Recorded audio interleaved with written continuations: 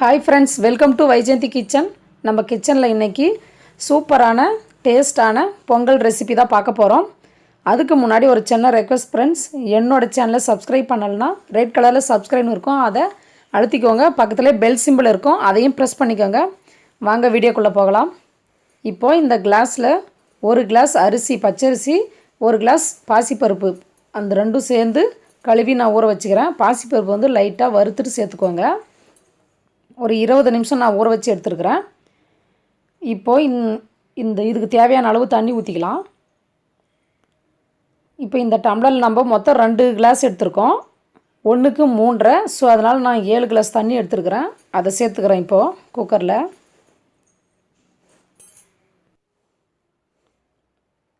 தண்ணி சேர்த்துட்டு இதுக்கு தேவையான அளவு நம்ம உப்பு சேர்த்துக்கலாம்.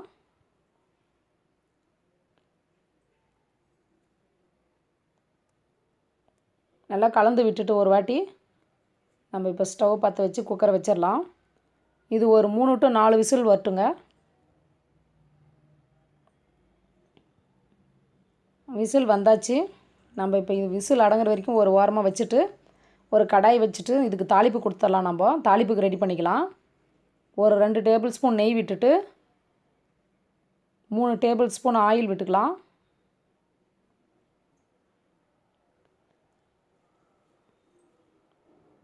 இந்த மெத்தடில் பண்ணி பாருங்கள், ரொம்ப டேஸ்ட்டாக இருக்கும். பொங்கல் வாயில் வச்சா கரைஞ்சி போகிறது நமக்கே தெரியாது, அந்த அளவுக்கு ரொம்ப சூப்பராக நைஸாக இருக்கும். இப்போ 2 டேபிள் ஸ்பூன் சீரகம், 1 டேபிள் ஸ்பூன் மிளகு, ஒரு பச்சை மிளகாய் கீரி அதை சேர்த்துக்கிறேன். இது எல்லாம் நல்லா பொரியட்டும். லோ ஃப்ளேமில் வச்சு நல்லா கலந்து விட்டுட்டே இருங்க. அடுத்து ஒரு இஞ்சி கொஞ்சம் பீஸாக கட் பண்ணி குட்டி குட்டிஸாக வச்சுக்கிறேன், அதையும் சேர்த்துக்கலாம்.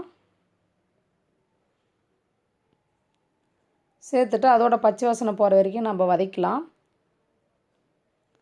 ஒரு கொத்து கருவேப்பிலை ஃப்ரெஷ்ஷாக சேர்த்துக்கலாம். ஒரு 20 முந்திரி பருப்பு இப்படி 2ஆக கட் பண்ணி வச்சுக்கிறேன், அதையும் சேர்த்து மிதமான தீயில் நம்ம பொன்னிறமாக வர வரைக்கும் நம்ம இதை வறுத்து எடுத்துக்கலாம்.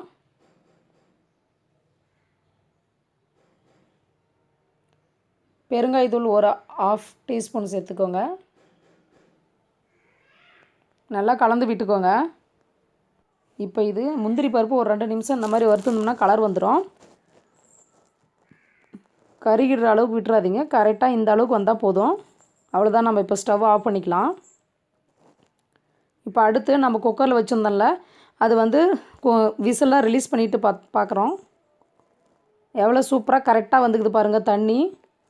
தண்ணி அரிசி எல்லாமே கரெக்டாக வந்துக்குது. இதை ஒரு கரண்டி வச்சு ஓரம் லைட்டாக மசிச்சு விட்டுக்கோங்க.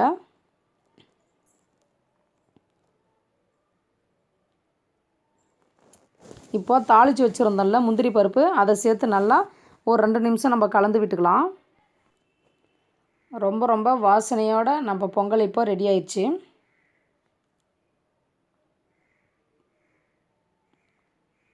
பாருங்கள் எவ்வளோ சூப்பராக கரெக்டாக வந்துக்குது நமக்கு பொங்கல். இதே அளவில் நீங்கள் செஞ்சு பாருங்கள், கண்டிப்பாக ரொம்ப டேஸ்ட்டாக இருக்கும். அவ்வளோதான், நமக்கு வாசனையோட பொங்கல் ரெடி ஆயிடுச்சு. இதை ஒரு 10 நிமிஷம் நம்ம மூடி வச்சிடலாம். அதுக்கப்புறம் சர்வ் பண்ணால் சூப்பராக இருக்குங்க. டேஸ்டான பொங்கல். இந்த ரெசிபி உங்களுக்கு பிடிச்சிருந்துச்சின்னா என்னோடய வைஜெயந்தி கிச்சனை சப்ஸ்கிரைப் பண்ணுங்கள், லைக் பண்ணுங்கள், ஷேர் பண்ணுங்கள். தேங்க்ஸ் ஃபார் வாட்சிங்.